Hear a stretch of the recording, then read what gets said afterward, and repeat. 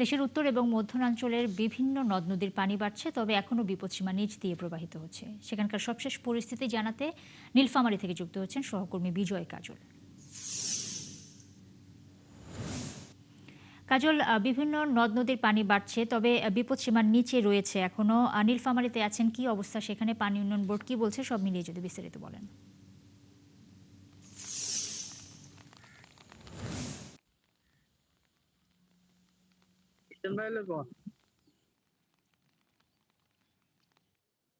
নুসরাত, প্রথমে জানিয়ে রাখি যে নীলফামারীতে এই মুহূর্তে তিস্তা নদীর পানি, যেহেতু আমাদের তিস্তা প্রধান নদী, সেই নদীকে ধরেই আমরা বলছি যে তিস্তা নদীর পানি এই মুহূর্তে আপনার বিপদসীমার 10 সেন্টিমিটার নিচ দিয়ে প্রবাহিত হচ্ছে। এর আগে গতকালকে রাত্রে আপনার নদীর পানি বৃদ্ধি পেয়ে 10 সেন্টিমিটার উপর দিয়ে প্রবাহিত হচ্ছিল।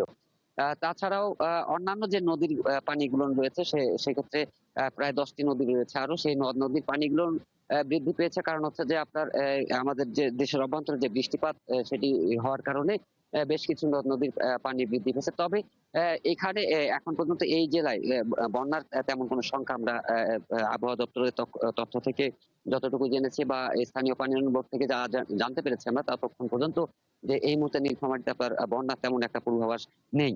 তবে আমরা যেটি দেখছি যে তিস্তা নদীর পানি গত কয়েকদিন থেকেই আপনার বিপদসীমার কাছ দিয়ে আপনার বয়ে যাচ্ছে, যেটি গতকালকে সর্বোচ্চ আপনার 10 সেন্টিমিটার উপর দিয়ে প্রবাহিত হচ্ছিল।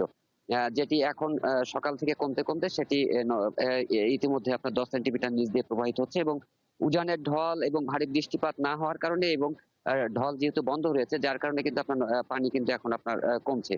এদিকে যে অন্যান্য যে নদ নদীর পানিগুলো রয়েছে সেগুলো ইতিমধ্যে আপনার যেটি বৃদ্ধি পেয়েছিল সেটি আস্তে আস্তে সেটিও কমছে। কারণ হচ্ছে যে এখন পর্যন্ত জেলায় আজকে সকাল থেকে কোনো বৃষ্টিপাত আমরা এখনো পাইনি।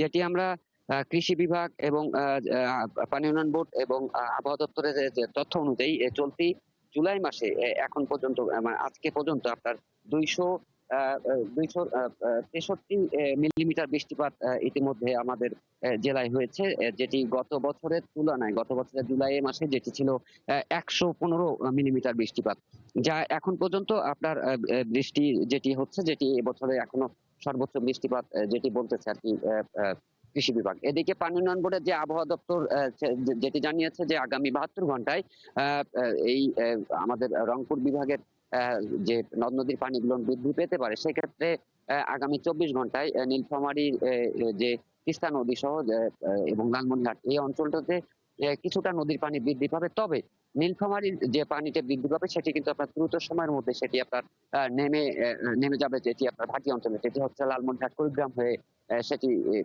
চলে যাবে। সেই ক্ষেত্রে লালমনিরহাট কুড়িগ্রাম এবং গাইবান্ধা এই অঞ্চলটিতে সাময়িক আপনার যে বন্যা সেটি একটি অস্থায়ী বন্যা সৃষ্টি হতে পারে, যেটি বলছে পানি উন্নয়ন বোর্ড। তবে বাংলাদেশ আবহাওয়া দপ্তরের তথ্য অনুযায়ী রংপুর বিভাগের বেশ কিছু জেলায় নীলফামারী সহ মাঝারি থেকে ভারী বৃষ্টিপাত হওয়ার সম্ভাবনা রয়েছে আগামী 24 ঘন্টায়। সেটি হলেও আসলে নীলফামারীর উপরে তেমন একটি বন্যার যে সংখ্যা সেটি কিন্তু নেই। কারণ হচ্ছে যে নীলফামারীতে এই মুহূর্তে যে বৃষ্টিপাতটি হয়েছে 263 মিলিমিটার, সেই বৃষ্টিপাতে বলা চলে যে এখানকার যে চাষাবাদ রয়েছে সেটির জন্য কিন্তু একটি ভালো বলছে কৃষি বিভাগ, যেটি পাট থেকে শুরু করে এবং যে ধান যে আমন মৌসুম চলছে সেই আমনের রোপা আমন গাড়ার ক্ষেত্রে সেটি কিন্তু আপনার অনেকটা জি উপযোগী বিজয়, অর্থাৎ হবে বলে। সব মিলিয়ে আসলে নীলফামারীর পরিস্থিতি আমরা বলতে পারি কিছুটা উন্নতির দিকে। অনেক ধন্যবাদ আমাদের সাথে যুক্ত হওয়ার জন্য। দর্শক, নীলফামারী থেকে যুক্ত হয়েছিলেন বিজয় কাজল। দেশের উত্তর এবং মধ্যাঞ্চলের বিভিন্ন নদ নদীর পানির খবরাখবর তিনি আমাদের জানাচ্ছিলেন।